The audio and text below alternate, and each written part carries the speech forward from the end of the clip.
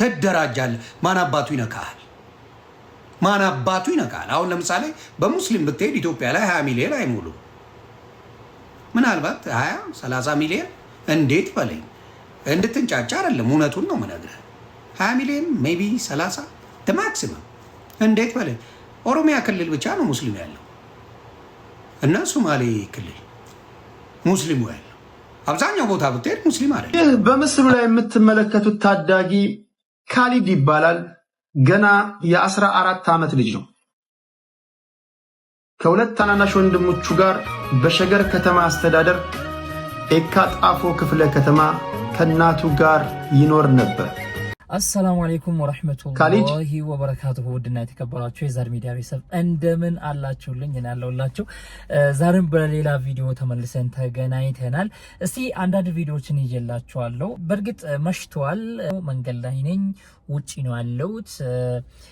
ድንገት ቪዲዮ እየሰራው ራሱ ድንገት ሊጨልምባችሁ ይችላልና ቻሉት ለማለት ነው። ውድ ቤተሰቦቼ አንዳንድ ቪዲዮዎችን ሪያክት የምናደርግ ይሆናል። በነገራችን ላይ እንደተለመደው ማለት ነው። እስቲ ላይክ አድርጉ፣ ቪዲዮውን ሰብስክራይብ አድርጉ፣ ቤቱን ቻናሉን ጀማውን ተቀላቀሉት ለማለት ፈልጌ ነው። ምን መሰላችሁ? ከትላንትና ጀምሮ በጣም መነጋገሪያ ሆኖ ብዙዎች እየተቀባበሉ አሉ። ስለ አንድ ዘንድሮ ሚኒስትሪ ተፈታኝ ይጻን ማለት እንችላለን። ስለሱ ጉዳይ ነው በጣም ብዙዎች እየተቀባበሉ ትልልቅ ባሉ የሚዲያ ኢንፍሉዌንሰሮችም በየሶሻል ሚዲያቸው እየለቀቁ ይገኛሉና እስቲ እኔም ለኦዲየንሶቼ ይሄንን ማቅረብ አለብኝ ብዬ ነው የመጣሁት። ውድ ቤተሰቦች ሌሎችም ቪዲዮዎችም አሉ ሪያክት የምናደርግ ይሆናል። እስቲ ተከታተሉን፣ ሀሳብ አስተያየታችንን እየሰጠንበት አብረን እንቆያለን። እስቲ በነገራችን ላይ ወደ ቪዲዮአችን ከመሄዳችን በፊት እስቲ ይሄንን ነገር ላሳውቃችሁ ላሳያችሁ። አልহামዱሊላህ አሁን ስራውን ጀምረናል። ድንጋዩ እየተፈለጠ እየተጠረበ ይገኛል። አሁን ብቻ የጎደለን ምንድነው? አሸዋ ነው። አሸዋን እንድትገዙልን እንጠይቃችኋለን። ድንጋይ አሟልተናል። አሁን የቀረን አሸዋ ነው። አሸዋ ደግሞ በጣም ውድ ከመሆኑ በተነሳ ይሄንን ማድረግ አልቻሉምና ይሄንን ብታገዙንና የቻላችሁት እንደው ግማሽ አሸዋ ሲኖ ኦር ደግሞ ሙሉን እንችላለን የምትሉም ካላችሁ እንጠይቃችኋለን ማለት ነው። በዚህ ስልክ አሳውቁኝ። በቴሌግራም እና ዋትስአፕ ኢሞ ከኔ ጋር መገናኘት ትችላላችሁ። ኢንሻአላህ ይሄንን እንጨርሰው ለማለት ነው። ውድ ቤተሰቦቼ በተከታታይ በሙስሊም ነጋዴዎች ላይ የተጀመረ ዘመቻ አለ እና ከሙስሊሞች አትግዙ፣ ከሙስሊሞች ጋር አትነግዱ የሚሉም እየመጡ ይገኛሉና እስቲ እሱን ልጋብዛችሁ። መጀመሪያ በተለይ ደግሞ አሁን የተነሳው ዳቦ ቤትን በተመለከተው ሲጀመር ዳቦ በእጅ የሚቦካ ነገር ነው። እኛ እናቶቻችን በስማም እያሉ ነው ሊጥ አብኩተው እንጀራ ጋግረው ያሳደጉን። ስለዚህ የምንበላው ነገር ወደ ሆደ የሚገባው ነገር ክርስቲያን ሊነካው ይገባል። ዳቦ ይሄ ምግብ ቤት መጠጥ ቤት ምናምን የሚጠጡ ትኩስ ነገር ሻይ ምናምን ማለት የሚሰራ ምግብ ነገር ጠቅላላ ክርስቲያኖች ቤት መሆን መቻል አለበት። ክርስቲያኖች መነገድ አለብን። ምን በላው ምን ጠጣው እኛ ክርስቲያኖች መሆን አለብን። እዛ ቤት ከዚህ በደንብ መጠበቅ መቻል አለብን። ይሄ መጽሐፍ ቅዱሳዊ ነው። ስለዚህ በስማም ተብሎ ያልተቦካ ወይ ቢስሚላህ ተብሎ ወይ ደግሞ እየዘፈነች አብኩታው የጋገረችውን ዳቦ ትበላለህ፣ ከዛ ጤና አታገኝም አንተ ማለት። ስለዚህ አንደኛ እንደ ክርስቲያን እንደ ኦርቶዶክስ የምታስብ ከሆነ በተለይ ዳቦ ቤት መክፈት የምትችሉ ባለሀብቶች ክፈቱ እና አሰሩት። ኢትዮጵያዊውን አሰሩት፣ ኦርቶዶክሳዊውን አሰሩት። ሲቦካ ሲጋገር እየተማተበበት በስማም እየተባለ ይቦካ። ስትከፍቱም ካህናትን ጠርታችሁ ቢዝነሳችሁን አስባርኩ አስመርቁ።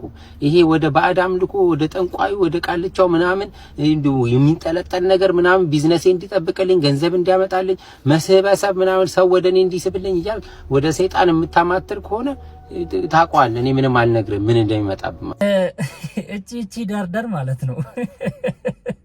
ቤተሰብ የሆነ በዱቤ የተጨነቀ ሰው ነው ወይ በዱቤ የተፈተነ ሰው ነው ይሄ ሰው ማለት ነው። በዱቤ የተፈተነ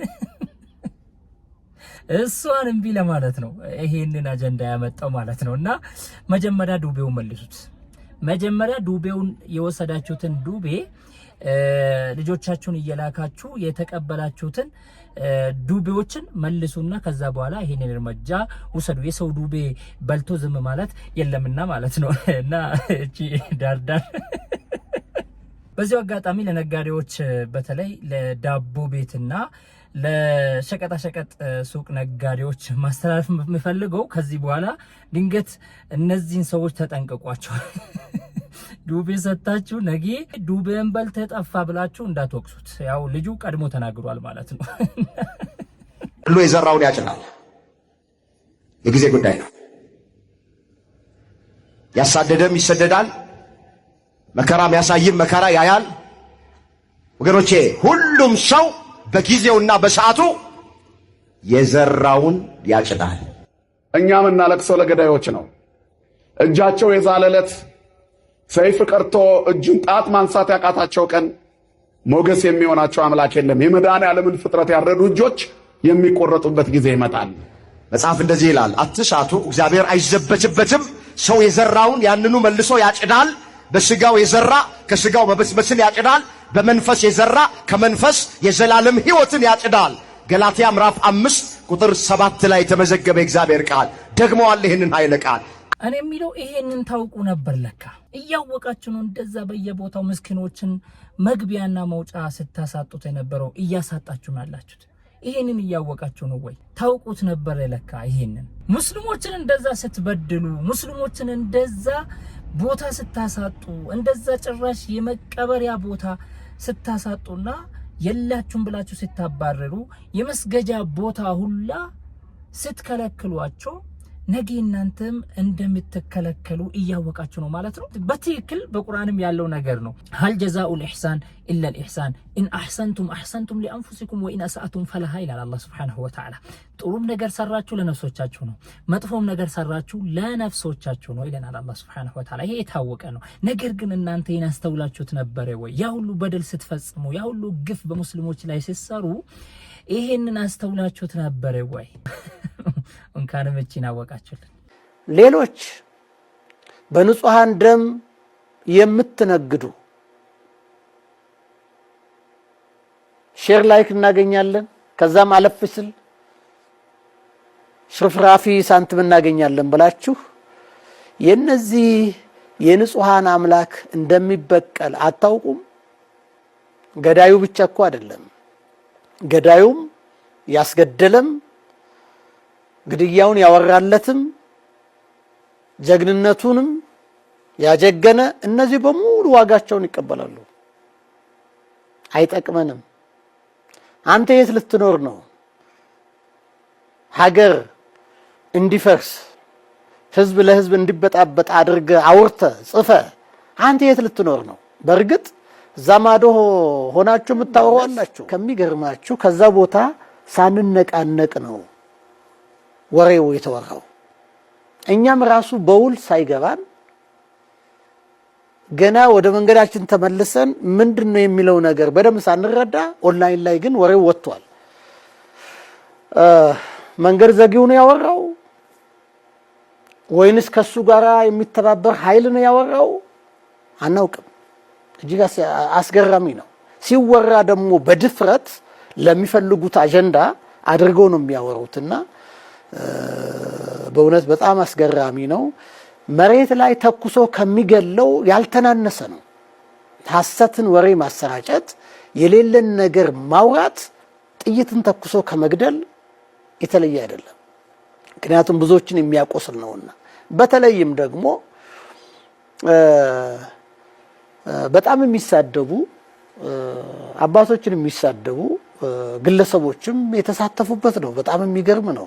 ሰዎች ከመሬት ተነስተው ለሚያገኙት ሽርፍራፊ ሳንቲም ወይንም ዝናና ክብር እግዚአብሔር ያከበራቸውን ሰዎች ሲያዋርዱ እንደፈለጋቸው ሲናገሩ ያውሬው መንፈስ ነው ብለን ለማለት የግድ እንገደዳለን። ስለዚህ ለዛ ምንም ቦታ የሚሰጥ አይደለም። እውነቱ ይሄ ነው። የሚታወቀው ይሄ ነው። በእውነት የዘረኝነት አባዜውም የፖለቲካው ቀውስም ከመቼ ጀምሮ እንደተፈጠረ እናውቃለን። የቅርብ ጊዜ ትርክትና የቅርብ ጊዜ ጉዳይ እንጂ በዛ ሀገር እንዲህ አይነት ነገር አልነበረም። የት ነህ ብሎ የሚጠይቅ አይደለም የአርሲ ህዝብ፣ ሙስሊምም ይሁን ክርስቲያን። እንግዲህ እንደሰማችሁት ነው። እንደዚህ አይነት አባትም አለ። እንደ አብዛኛው የኦርቶዶክስ ተዋህዶ መምህራን እንደዛውም አባቶች ጸብጸብ እንደምሸታቸው እናውቃለን። ነገር ግን እንደዚህ አይነት አባቶችን ደግሞ ስናገኛቸው ግዴታ ማመስገን አለብን። እንደዚህ እውነቱን ቁጭ የሚያረጉ ለሀገሪቷም ሰላም የሚጨነቁ ሰላምን ለማምጣት የሚሞክሩና እንደዚህ ጥሩ የሆኑ ሐሳቦችን ዑذሮችንም ጭምር ያስቀመጡ ዲታ ማመስገን አለብን። እንደ ሀገር ነው ማመስገን ያለብን ማለት ነው። ለኛ አባት ምን እንደሚሉ ታውቃላችሁ? ለብልጽግና የተገዙ ናቸው ተገዝቶ ነው ምናምን ብሎ ደግሞ ነገ ወቀሳውን ተሰሙታላችሁ ሚዲያ ላይ ያላችሁት ማለት ነውና እንደዚህ አይነት አባቶች ረጅም እድሜ ይኖሩልን። ደግሞ አላህ Subhanahu Wa Ta'ala ቀጥተኛው መንገድም ይምራቸው እንላለን። እንወደውን ነገር ለምንወዳቸው ስለምንመኝ ነው እንደዚህ የምንለውና እንደዚህ አይነት አባቶች ይብዙልን እላለሁ። የእናቱን አስክሬን ቤት አስቀምጦ የእናቱን ቃል ለማክበር የ8ኛ ክፍል ሚኒስትሪ ፈተና ከቀብር በኋላና እንዲሁም ደግሞ ከቀብር በኋላ ለፈተና የተቀመጠው ተማሪ ካሊድ በዚህ ሰዓት መነጋገሪያ ሆኗል። ይህ በምስሉ ላይ የምትመለከቱት ታዳጊ ካሊድ ይባላል። 14 ዓመቱ ሲሆን ከሁለት ታናናሽ ወንድሞቹ ጋር በሸገር ከተማ አስተዳደር ኤካ ጣፎ ክፍለ ከተማ ከእናቱ ጋር ይኖራል። ካሊድ ከእናቱ ጋር ሲኖር ወላጅ አባቱ ከነርሱ ርቆ ሌላ ትዳር መስርቶ ጅጅጋ ከተማ ይኖራሉ። ካሊድ ሰሞኑን እናቱ ታመው በነበረበት ወቅት እኔ አንድ ነገር በሆን ምንም ቢፈጠር የለፋህበትን ፈተና እንዳታቋርጥ ብለው ቃልም ያስገቡታል። እናትም በነጋታው የ8ኛ ክፍል ፈተና ሊሰጥ ሰዓታት ሲቀረው ህይወታቸው ያልፋል። ካሊድ በእናቱ ሞት ከፍተኛ ሐዘን ቢሰማውም ለእናቱ የገባውን ቃል አክብሮ የእናቱን አስክሬን እቤት ጥሎ የጠዋት ፈተናውን ተፈተነ። ካሊድ ከሰዓት እናቱን አልቅሶ ቀብሮ ተመልሶ የከሰዓት ፈተናውንም ተፈተነ። የዚህ የ14 ዓመት ታዳጊ የህይወት ፈተና ብዙዎችን በሐዘን ማስለቀሱን ዳጉ ጆርናል ዘግቧል። በዚህ ጉዳይ እናንተስ ምን ትላላችሁ? ሐሳባችሁን አጋሩኝ። አስበሃል? እናትህ ሞታብህ አንተ ትምህርት ቤት ሄደህ ቁጭ ብለህ ወንበር ላይ ተቀምጠህ መፈተን። በእርግጥ ልጁ ማድረግ የቻለበት ምክንያት የእናቱን ኑዛዜ የሞተች የሟቿ እናቱ ኑዛዜ ስለሆነ ነው። ፈጽሞ እኔ ላይ ምንም ነገር ብደርስ ትምህርትህን እንዳታቋርጥ ፈተናህን እንዳታቋርጥ ብላ ያው ታይቷት ነበር እንደምትሞት የሷን ኑዛዜ ነበር። ኢና ሊላሂ ወኢና ኢለይሂ ራጂዑን ኢና ሊላሂ ወኢና ኢለይሂ ራጂዑን። እኔ አባቴ ሞቶብኝ አላህ ይርሐማቸውና ስልክ ማውራት ከብዶኛል። እኔ ስልክ ማውራት ከብዶኛል። እውነቴን ነው የምላችሁ፣ ስልክ ማውራት ከብዶኛል። እስከ ዛሬ ህመሙ አልወጣልኝ። ወላሂ ነው የምላችሁ። እንኳን ወንበር ላይ ቁጭ ብዬ ሊፈተን ፈተናው ደግሞ ገብቶኝ ማንበብ ችዬ ቁጭ ብዬ አንብቤ መፈተንን ተውትና ማለት ነው ስልክ አውጥቼ መደወል አልቻልኩም ነበር። እስከ ዛሬ ቁጭ ብዬ አለቅሳለሁ። አንዳንዴ በቃ ብቻዬን ምናምን ቁጭ ብዬ አለቅሳለሁ። የአባቴ ሞት እስካሁን አልወጣልኝ እና እንዴት አንተ ዛሬ እናትን ከጧት ቀብራት ከሰዓት ትምህርት ቤት ፈተና ትፈተናለህ? ኢና ሊላሂ ወኢና ኢለይሂ ራጂዑን። ዋው! ልጁ አላህ ያሳድገው። ይሄ ሰብር ነው። ለማንም ደግሞ የማይቀር መሆኑንም መረዳት አለብን፣ ማወቅ አለብን። ለማንም ማለት ነው። ማንም ይሞታል። እዚች ምድር ላይ ያለ ሁሉ ይሞታል፣ ይሄዳል። ኩሉ ነፍሲን ዛኢቀቱል መውት። ልጁ ይሄንን አስቦ ይሄንን አስተውሎ ነገር ግን ከኔ ጋር የምትቀረው አሁን ለጊዜው ዛሬ ብሎ ሊያመልጠኝ የሚችለው ትምህርቱ ነውና ፈተናው ነውና ግዴታ መፈተን አለብኝ ብሎ ልጁ ይሄንን አስቦ በዛ ላይ ደግሞ ሕፃን ነው። አስባችሁታል እናንተ? እና አላህ Subhanahu Wa Ta'ala ጽናቱን ይወፍቀው፣ እናቱንም ደግሞ አላህ Subhanahu Wa Ta'ala ጀነትን ይወፍቃት እንላለን። ይሄ ነው እንግዲህ በጣም ብዙዎች እየተቀባበሉት ነው። በእርግጥም እስከዛሬ አላየነውም፣ አልሰማነውም። እኔ አልሰማውም እስከዛሬ። ዛሬ የመጀመሪያ ነው በቃ እንደዚህ አይነት ክስተቶችን ስመለከት ማለት ነውና ሲሰማ ማለት ነው። እጅግ የሚያሳዝን አንጀት የሚበላ ድርጊት የፈጸመ ሰው ነው። ልጅ ነው። የእናቱን አስክሬን ቤት አስቀምጦ የእናቱን ቃል ለማክበር የ8ኛ ክፍል ሚኒስትሪ ፈተና ሊፈተን ወደ ትምህርት ቤት የሄደ ሕፃን ልጅ ነው። እሱ ብቻ አይደለም፣ ከቀብር በፊትም ለፈተና ተቀምጧል ሄዷል። ከቀብር በኋላም ተፈትኗል። አብዛኞቻችሁ ኢትዮጵያውያን እናቶቻችንን እንወዳለን። አስቡት፣ እናቶቻችሁ ክፉ አይግጠማቸው፣ እናቶቻችሁ በህይወት እናቶቻችሁ ያሉላችሁ እግዚአብሔርን አመስግኑ። እናቶቻችሁ አንድ ነገር ሆኑ ተብሎ የዛን ቀን ስራ መሄድ አይከብድም? ይሄ ሕፃን ልጅ የእናቱን ቃል ለመፈጸም ነው የ8ኛ ክፍል ሚኒስትሪ ለመቀባት የሄደው። ቴዲዬ እንዴት መርዳት ይቻላል ትላለች ዲና። አይ ዶንት ኖ አድራሻውን አላውቅም። የዚህን ሕፃን ልጅ አድራሻ ከነገሩኝ እኔም እንደዛ አስባለሁ። አይዞ ብንለው። ይህ በምስሉ ላይ የምትመለከቱት ታዳጊ ካሊድ ይባላል። ገና የ14 ዓመት ልጅ ነው። ከሁለት ታናናሽ ወንድሞቹ ጋር በሸገር ከተማ አስተዳደር ኤካ ጣፎ ክፍለ ከተማ ከእናቱ ጋር ይኖር ነበር። ካሊድ ከእናቱ ጋር ሲኖር ወላጅ አባቱ ከነርሱ ርቆ ሌላ ትዳር መስርቶ ጅግጅጋ ከተማ ይኖራል። ካሊድ ሰሞኑ እናቱ በጸና ታማበት አልጋ ላይ በነበረችበት ወቅት እንዲህ አለችው፣ ልጄ እኔ አንድ ነገር ብሆን ምንም ቢፈጠር ዓመት የለፋበትን ፈተና እንዳታቋርጥ አለችው እናትዬ። ይህን በተናገረች በነጋታው የ8ኛ ክፍል ፈተና ሊሰጥ ሰዓታት ቀርተውት እያለ የእናቱ ሕይወት አለፈ። ይህን እንደ ዛሬ ተናገረችው በማግስቱ ማለት ነው። ካሊድ በእናቱ ሞት ከፍተኛ ሐዘን ቢሰማውም ለእናቱ የገባው ቃል እፈተናለሁ ማየ የሚል ነበርና ያን አክብሮ ፈተና ለመፈተን በጠዋት ትምህርት ቤት ተገኘ። ያሳዝናል። ካሊድ ከሰዓት እናቱን አልቅሶ ቀበራት። ተመልሶ ከሰዓት ፈተናውን ተፈተነ። ይኸውላችሁ አሁን ይህ ሕፃን ልጅ እናትየው እንደዛ ስትለው ምትሞት አልመሰለውም።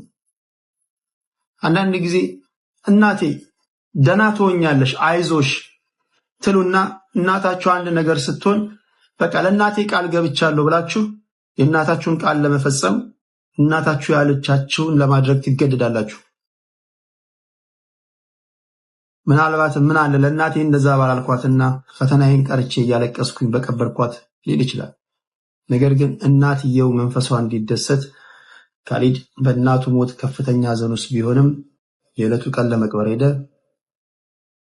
እሷን ከቀበረ በኋላ ምሳ ሰዓት ላይ ድጋሚ ተመልሶ ሌላ ፈተና ተፈተነ። ይሄ እንግዲህ ካሊድን በልጅነቱ የጀመረው ትልቅ የሆነ ፈተና ነው። በጣም ትልቅና በጣም ብዙዎች የሚወድቁበት ፈተና ነው። እሱ ለማለፍ የሞከረው ማለት ነው። ለካሊድ ዱዓ አድርጉለት። በእኛም በህይወታችን ለመጀመሪያ ጊዜ ያየነውና የሰማነው ትልቅ የሆነ ክስተት ነውና ይሄ በቀላሉ የሚረሳ ነገር አይደለም። ውድ ቤተሰቦቼ እስቲ ዮናስ ሙሉኔ የሆነ ነገር ብለዋልና እስቲ ያለንን ሰምተን ምላሽ እንሰጥበታለን። ውድ ቤተሰቦቼ አዲስ አበባ ሰፈራችሁ ላይ የትኛው ነው የሙስሊሞች ሰፈር? ኖዌር አንድ ላይ ይዘን መምጣት አለብን። ምን አይነት መፍትሄ? አትግደሉም ብቻ ሳይሆን ኦርቶዶክስ ታጠቅ፣ ተዘጋጅ የሚል መሴጅ ነው ይዘን የመጣ ነው። ከእንግዲህ በኋላ ማንንም ላለመስማት መንግስት ባናትን ትተከላል። ምን አባህም አታመጣ። ከህዝብ የበለጠ መንግስት የለም። ትደራጃለህ፣ ራስን ትከላከላለህ። እየሞትክ አትሄድም። ከዚህ በኋላ ምን ታረጋ? ትደራጃለህ። ማን አባቱ ይነካል? ማን አባቱ ይነካል? አሁን ለምሳሌ በሙስሊም ብትሄድ ኢትዮጵያ ላይ 20 ሚሊዮን አይሞሉ፣ ምናልባት 20-30 ሚሊዮን እንዴት በለኝ። እንድትንጫጫ አይደለም፣ እውነቱን ነው የምነግርህ። 20 ሚሊዮን ሜቢ 30 ማክሲመም እንዴት በለኝ። ኦሮሚያ ክልል ብቻ ነው ሙስሊም ያለው እና ሶማሌ ክልል ሙስሊሙ ያለው። አብዛኛው ቦታ ብትሄድ ሙስሊም አይደለም። አማራ ክልል ብትሄድ ሙስሊም የለም። ትግራይ ብትሄድ ብዙ ሙስሊም የለም። ደቡብ ብትሄድ አብዛኛው ፕሮቴስታንትና ኦርቶዶክስ ነው። ስልጤ ነው ያለው፣ ስልጤ ነው ሙስሊም እና በትንሹ ጉራጌ አለ እና ኦሮሚያ ክልልም የተወሰነ ነው ያለው። ብዙ ሙስሊም የለም። ለወሬ ሊጮህ ይችላሉ እንጂ ሪያሊቲው ብዙ ሙስሊም ኢትዮጵያ ውስጥ የለም። እውነቱ ያ ነው። አዲስ አበባ ብትመጣ አሁን እኛ ሰፈር ላይ ያለው ልደታ እግዚአብሔር ምስክሬ 100 አይሞሉም ሙስሊሞች። ልደታ 100 አይሞላም። የፈለክበት ቦታ ብትሄድ ሙስሊም ብዙ አይደለም። እንደው ሲጮሁ ምናምን ብዙ ያስመስላሉ እንጂ ኢትዮጵያ ላይ ሙስሊም ብዙ አይደለም። ከሙስሊም ፕሮቴስታንት ይበልጣል ኢትዮጵያ ውስጥ። የመጀመሪያ ኦርቶዶክስ ነው፣ ከዛ ፕሮቴስታንት ነው፣ ከዛ ሙስሊም ነው። ኢትስ ፋክት። የለም ብዙ ቦታ ላይ ሙስሊም ኢትዮጵያ ላይ የለም። በወሬ ደረጃ ግን ብዙ ይመስላል። ጓጓ ሲሉ ብዙ ይመስላል። አሁን ኦሮሚያ ክልል ላይ በጅማ ብትሄድ አብዛኛው ሙስሊም አይደለም። ድሬዳዋ ብትሄድ አብዛኛው ሙስሊም አይደለም። ባሌ ብትሄድ አብዛኛው ሙስሊም አይደለም። አብዛኛዎቹ ጋር ብትሄድ አይደለም። እውነታውን ነው የምነግርህ። ሊያስኮርፍ ምናምን እነሱ ለሚሉት ነገር እያይዙ ልቃቆይ ለሚባለው ነገር ምንም አይገናኝም። አይሞላም፣ 20 ሚሊዮንም አይሞላም እስልምና ኢትዮጵያ ውስጥ። ጩኸቱ ግን ከዛ በላይ ነው። ገባ? ጩኸቱ ምን አይነት ነው? የእንቁራሪት ጩኸት ነው። አሁን ማታ ላይ የአገር እንቁራሪት የሚጮህ ይመስላል። ውሃ ዳር ብታድር አንድ ቦታ ላይ ቂር ቂር ቂር ቂር ስትል እንቁራሪት ስትጮህ ስትውል ስታይ ወይኔ እንደዚህ እንቁራሪቶች ብለህ ምናምን ነገር ግራ ትጋባል። ምን ያህል ቢሆኑ ነው ምናምን ብለህ ጩኸቱን ብታየው፣ ግን ኢን ሪያሊቲ ሄደህ ስታይ 1 እና 2 እንቁራሪት ናቸው። አሁንም በኢትዮጵያ ደረጃ በእምነት ደረጃ ከሄድክ እውነት ለመነጋገር አሁንም ነግርሃለሁ፣ ትልቁ ማጆሪቲ እስልምና አለ የሚባለው ኦሮሚያ ክልል ነው። ኦሮሚያ ክልል ከሚኖረው ከ12 እስከ 15 ሚሊዮኑ አማራ ይኖርበታል። ያ አማራው ምንድነው? አብዛኛው እዛ ውስጥ 90% ክርስቲያን ኢዘር ፕሮቴስታንት ነው ኦር ኦርቶዶክስ ነው። ከኦሮሞም ከ20% በላይ አብዛኛው ምንድነው? ኦርቶዶክስ ነው። ከዛ ትመጣለህ ፕሮቴስታንት ነው። ከዛ በኋላ ነው ሙስሊሙ ያለው። ስለዚህ ኦሮሞና በብዛት ስልጤ ጋ ነው እስልምና የምታገኘው። ከዛ ውጭ የለም። እውነታው ይሄ ነው። እውነታው ይሄ ነው። ስለዚህ ይሄን እውነታ ግን በጩኸት ትልቅ የሆነ ያስመስላሉ። እስናት ወሎ ላይ ብትሄድ አብዛኛው ክርስቲያን፣ ሙስሊሞች ያሉ ማጆሪቲው ክርስቲያን። ለካ ዮኒሻ ያው ያላወቁትን እንቃሉ የታወቀ ነው። ስላላወቅን ነው ማለት ነው። ጭራሽ ጅማ ላይ አለ እኔ ተወልጄ ያደግኩበት ሀገሬ ላይ የሚበዛው ክርስቲያን ነው አለ። ጭራሽ አያችሁ ሲዋሽ ሲቀጥፍ ተመልከቱ። እንግዲህ ዮናስ ሙሉኔ ሲቀጥፍ የመጀመሪያው አይደለም። በነገራችን ላይ ይሄንን ሁላችንም የምናውቀው ነውና ተመልከት። እንግዲህ ስላላወቅን ነው የናክን ማለት ነው። አንተ 20 ሚሊዮን ኦር 30 ሚሊዮን በዙ ከተባለ እያለ ነው። በኋላ ላይ ደግሞ ጭራሽ እንደውም 20 ሚሊዮን ራሷ አይሞሉ 15 ምናምን ነው ያለው። እንግዲህ ተመልከት። የኢትዮጵያን ሕዝብ ግርማሹን ይዘው ያለው ሙስሊም ነው በነገራችን ላይ የታወቀ ነው። ይህንን ደግሞ እኛም እናውቃለን። እንደ ሕዝብ ቆጠራም ደግሞ ተደርጎም ነበረ እናውቃለን ማለት ነው። በነገራችን ላይ ለዚህ ነው ኡስታዝ አህመድ ዲን ጀበል ሐፊዘሁላሁ ወረአ የሆነ ጊዜ በጣም ስለዚህ ጉዳይ አንስቶ ሲያወራና አጀንዳ አድርጎ መሰራት ያለበት ነገር ነው ብሎ የተለያዩ ሐሳቦችን ሲያቀርብ ነበረ። አህመድ ዲን ጀበል ለሙስሊሞች የህዝብ ቆጠራ ይደረግ የሚል ሐሳብ ላይ ማለት ነውና ይሄ ነገር ወሳኝ መሆኑን አያችሁ። እንደዚህ አዳሜ ተራ ሰዎች ተነስቶ በአንተ ላይ አፍን እንዳይከፍቱ ያደርጋል ማለት ነው። ተመልከት እንግዲህ ስላላወቀን ነው እንደዚህ የሚያወራው። አላወቀንም። በነገራችን ላይ እኛ ስለበዛን አይደለም፣ ሌሎቹም እኛን የሚፈሩት ስለበዛን አይደለም። ከም من فئة قليلة غلبت فئة كثيرة بإذن الله ይለናል አላህ Subhanahu Wa Ta'ala። እንደው ብዙ ነው ጥቂት ሆኖ በቁጥር ብዙ የሆኑትን ጠላቶችን ያሸነፉ ድል ያደረጉት ብዙ ጥቂት ሆኖ ጦር ሜዳ ገብቶ ያሸነፉት ብዙ አሉ ብሎ አላህ Subhanahu Wa Ta'ala ቁርአን ላይ ያስታውሰናል አንዳንድ ታሪኮችን እያመጣ ማለት ነው እና እኛ ስለበዛን አይደለም በርግጥ እንደምትፈሩን እናውቃለን እናንተም እኛን የምትፈሩት ስለበዛን አይደለም ባንበዛም ጥቂትም ሆነን ትፈሩናላችሁ በርግጠኝነት ትፈሩናላችሁ እንደምትፈሩን አውቃለሁ እና ስለበዛን አይደለም ስለመደራጀትና ስለመታጠቅ የጀመርከው ምንድነው ታጠቅ ምትል ኦርቶዶክስ በሞላ ልታስታጥቀው ነው እንዴ በሞላ ልታስታጥቀው ነው ወይስ ምንድነው የታጠቁት ኃይሎች እኮ አሉ ኦርቶዶክሳውያኖች እኮ ጫካ ገብቶ ታጥቆ ሙስሊሞችን በየቦታው እየጨረሱ ኤቨን ኦርቶዶክሳውያንን ራሱ እያረዱ ሙስሊሞች ናቸው ያደረጉት ብሎ እየቀጠፉ ያሉት እኮ እናንተ አደራጅታችሁ የጫካ ያስገባችሁት ቤተክርስቲያን አደራጅታ ጫካ ያስገባችሁ እኮ አለ ምን ማለት ነው ኦርቶዶክሳውያኖች በሞላ ይታጠቁ ነው ወይስ ምንድነው እንደዛ ከሆነ በደንብ ኤክስፕሌን አድርግልንና እኛም ለማወቅ ማለት ነው እኛ ማወቅ ፈልገው ለመጠንቀቅ ነው እንጂ እናንተ ላይ ለመዝመት አይደለም እናንተ ዘምታችሁ ከመጣችሁብን ግን እኛም ለመከላከል ማለት ነው ያው ለመከላከልም ስለናንተ ማወቅ ስላለብን እሱን ብታሳውቀን ለማለት ነው አንቺ ነሽ በነገራችን ላይ ምትንጫጭው እንደ እንቁራሪት ምትንጫጭው አንቺ ነሽ እኛ ሙስሊሞች እዚህ ሀገር ላይ ከሙስሊሞች በላይ የተበደለ ሙስሊሞች በላይ በደል የተሰራበት ማንንም የለም እዚች ሀገር ላይ ማለት ነው ከሙስሊሞች በላይ የተበደለ የተገደለም የተጨፈጨፈም ደሙ እንደ ጎርፍ የጎረፈ የፈሰሰ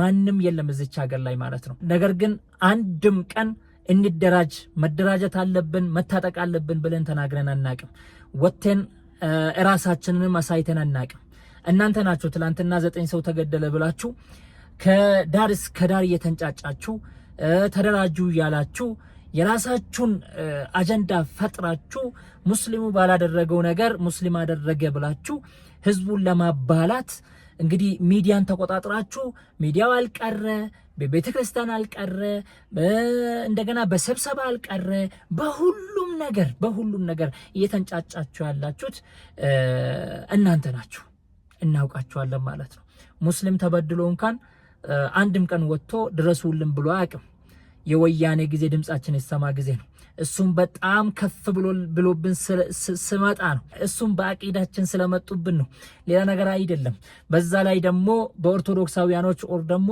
በሌላ እምነት ተከታዮች ላይ አይደለም ድምጻችን ይሰማ ጊዜም አህባሾች ከኛ የሆኑት ሰዎች በእኛ ላይ ስለተነሱና ትክክለኛውንና የነብዩን አለይሂ ሰላቱ ወሰለም መንገድ ለማጥፋትና ለማጠልሸት የመጡትን ለማስወገድ ነው ኢትዮጵያ ላይ እንዳይበረከቱ ለማድረግ ነው እሱም ድምጻችን ይሰማ ጊዜ በመንግስት ታግዞ ስለመጡ መንግስት ላይ ድምጻችን ይሰማ ተወጣ ማለት ነው ሰልፍ ተወጣ ማለት ነው ያ ነው በእናንተ ላይ አይደለም ኦርቶዶክስ እንደዚህ ያደረገን ብለን አንድም ቀን ወተን የጨውነው ነገር የለም እስከዛሬ ወደፊትም እኛ ሳንደራጁ እንኳን እንደምትፈሩን እናቃለን ማለት ነውና ለማንኛውም እቺ ትንሽ ነች ሌላ ጊዜ በሰፊው እንመጣበታለን ይሄን ይመስላል እስቲ እናንተስ እንዴት አገኛችሁት ያላወቁትን እንቁታል የታወቀ ነውና እስቲ ሐሳባችሁን ስጡበት ማለት ወዳለው በሌላ ቪዲዮ ተመልሰን እንገናኝ ይሆናል ውድ ቤተሰቦቼ እስከዛ ባላችሁበት ሰላም ሁኑልኝ